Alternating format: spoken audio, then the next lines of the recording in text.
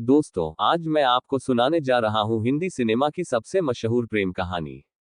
ये कहानी है धर्मेंद्र और हेमा मालिनी की। प्यार की ये दास्तान फिल्मी पर्दे से शुरू हुई, गॉसिप का हिस्सा बनी, परिवार के विरोध से गुजरी और आखिरकार शादी तक पहुंची। लेकिन सबसे खास बात यह है कि ये कहानी सिर्फ रोमांस ही नहीं, इसमें हंसी मजाक, ताने और ढेर सारे किस्से भी हैं। पहली मुलाकात। साल था 1965। फिल्म इज्जत की शूटिंग हो रही थी।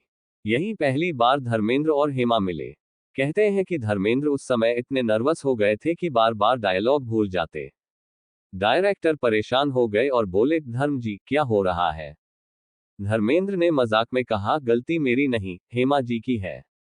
जब ये सामने खड़ी होती हैं तो डायलॉग याद ही नहीं रहता। और यही मजाक दोनों की दोस्ती की शुरुआत बन गया।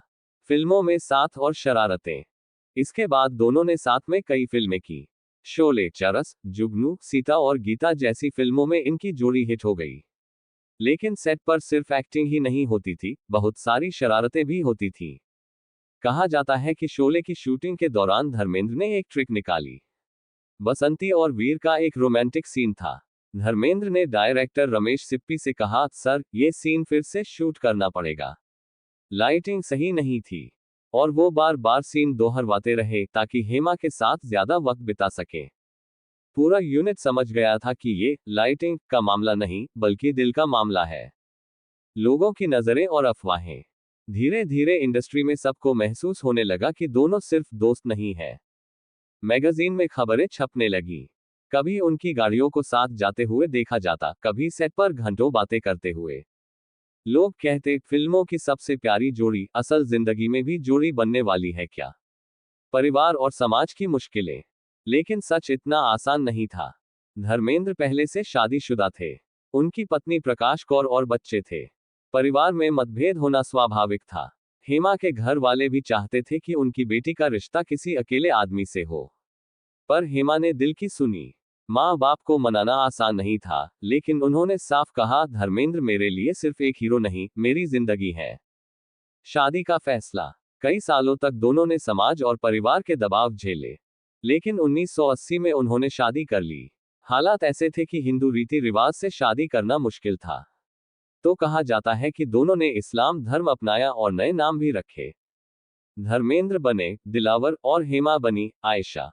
अखबारों में खूब खबरें छपी, समाज ने बातें बनाई, लेकिन दोनों का रिश्ता अब आधिकारिक हो चुका था।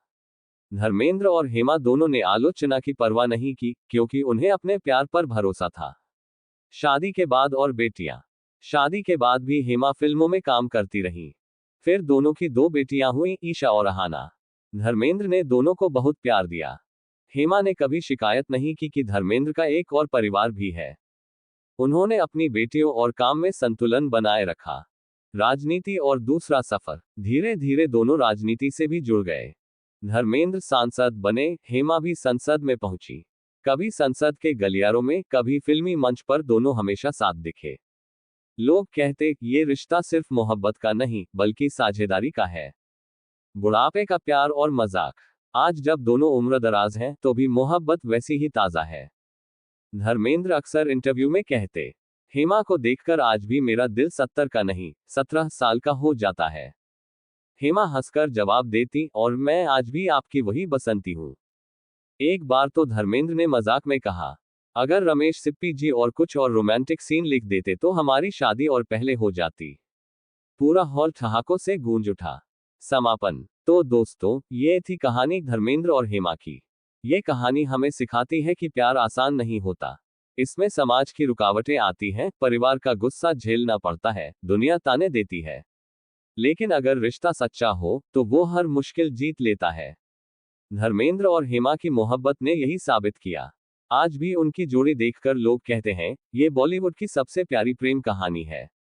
अगर आपको वीडियो पसंद आए हो तो चैनल को सब्सक्राइब करें, क्योंकि जहां मिलती है बॉलीवुड की सच्ची बातें।